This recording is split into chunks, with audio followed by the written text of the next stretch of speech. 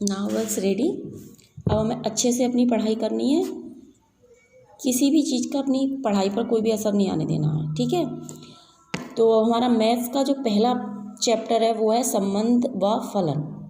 इसके बारे में हम क्लास 11th में भी पढ़ चुके हैं कि यहाँ मैथ्स में दो सेट्स के बीच में रिलेशंस के बारे में पढ़ेंगे। उनके बीच में कोई ना कोई रिलेशन गिवन होगा हमें, जैसा कि हमने क्लास 11th में पढ़ा था। थोड़ा सा रिवाइज करते हैं क्लास 11th का।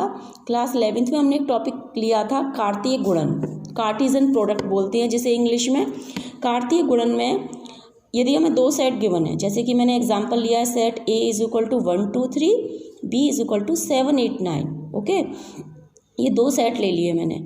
अब इन दो सेट्स का अगर मैं कार्टीजन प्रोडक्ट निकालूंगी तो A क्रॉस B = तो पहले A आ रहा है तो हम यहाँ पर क्रमित युग्म बनाएंगे। तो पहले 1 का रिलेशन B के तीनों एलिमेंट्स के साथ, तो 1 7 1 8 1 9। फिर 2 का रिलेशन तीनों के साथ 2 7 2 8 2 9। फिर 3 का रिलेशन तीनों के साथ 3 7 3 8 3 9। तो ये जो स्मॉल ब्रैकेट में मैंने लिखे हैं इनको क्या कहते हैं, क्रमित युग्म। यहाँ मैंने ये कार्टीजन ये ए के प्रत्येक एलिमेंट का बी के प्रत्येक एलिमेंट के साथ रिलेशन को शो करता है और इसे हम कार्टीजन प्रोडक्ट कहते हैं। यहाँ each element related with each element of B, okay. अब यहाँ इसे क्रमित युग्म बोलते हैं, यानी कि ये क्या है, ये सारे क्या है, क्रमित युग्म है। अब इस क्रमित युग्म में दो एलिमेंट हैं। जो पहला अवयव होता है वो किसको बिलोंग करेगा, सेट ए को। जो दूसरा एलिमेंट है, दूसरा अवयव है, जैसे कि 1 ए में से है और 7 बी में से है। यहाँ हर क्रमित युग्म में जो पहला एलिमेंट होगा वो सेट ए का होगा और जो दूसरा एलिमेंट होगा वो सेट बी का होगा। ना क्रमित युग्म ये आपको अच्छे से रिवाइज हो गया होगा। अब हम पढ़ते हैं संबंध, रिलेशन क्या चीज़ होती है। संबंध हमेशा दो चीज़ों के बीच में होता है।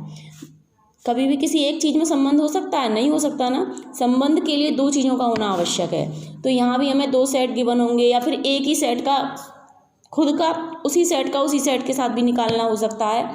जैसे कि चलिए एग्जाम्पल से समझते हैं। राम सोहन का पिता है, तो यहाँ राम और सोहन के बीच में एक रिलेशन दे रखा है कि राम सोहन का पिता है। ये तो हो गया हमारा जनरल एग्जाम्पल। अब मैथ्स में अगर हम कोई एग्जाम्पल लेंगे तो हम दो सेट लेंगे। दो सेट डिफरेंट भी ले सकते हैं, दोनों सेट सेम भी ले सकते हैं।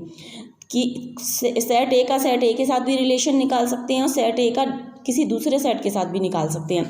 यहाँ हमने दो सेट डिफरेंट लिए हैं। जैसे मैंने एक सेट, जैसे ऊपर एग्जाम्पल लिया था मैंने अभी, सेट ए लिया 1 2 3 और सेट बी लिया 7 8 9, ओके। यहाँ मैंने वेन डायग्राम से रिप्रेजेंट कर रही हूँ। अब हमें इनमें कोई ना कोई रिलेशन गिवन होगा। जैसे कि रिलेशन को किस तरीके से रिप्रेजेंट करते हैं, आर से, और उसे लिखते कैसे है, R = AB। AB क्या है, क्रमित युग्म। अब A और B में क्या रिलेशन है, here relation is given B = A + 5। Any relation is given, कोई भी रिलेशन दिया हो सकता है। B = A + 5। यहाँ A belongs to set A and B belongs to set B, जो ये सेट गिवन है, ठीक है, ओके। अब हम इस रिलेशन को पहले लिख लेते हैं, B = A + 5। यहाँ हम A की वैल्यू इंसर्ट करते जाएंगे और B की वैल्यू हमें फाइंड आउट होती जाएगी। A की वैल्यू कहाँ से इंसर्ट करेंगे बेटा, A की वैल्यू इंसर्ट करेंगे सेट A से। तो सेट A के पहले हमने 1, पहला एलिमेंट क्या है 1, तो हमने A की जगह 1 रखा तो B की वैल्यू 6 आ गई। 2 रखा, A की जगह 2 रखा तो B की वैल्यू 7 आ गई। A की जगह 3 रखा तो B की वैल्यू 8 आ गई। तो यहाँ हमें 3 क्रमित युग्म प्राप्त हुए, 1 6।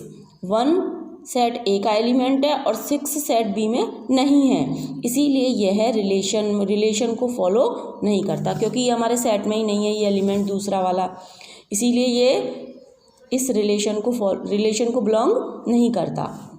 नेक्स्ट क्रमित युग्म आया हमारा 2 7।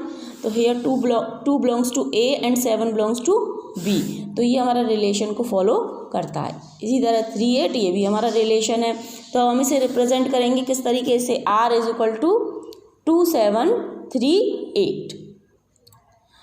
अतः संबंध जो होता है कार्तीय गुणन का एक उपसमुच्चय होता है। यहाँ ऊपर हमने कार्तीय गुणन निकाला था इसका, तो जो 2 7 और 3 8 ये दोनों एलिमेंट इसमें हैं। तो ये जो एक सेट है, ये हमारा जो रिलेशन आया, ये इसका क्या है, एक उपसमुच्चय। संबंध की डेफिनेशन मैं सोचती हूँ आपको समझ में आ गई होगी, इसे नोट डाउन कर लीजिएगा कॉपी में। ओके, अब हम आगे पढ़ेंगे संबंध के प्रकार।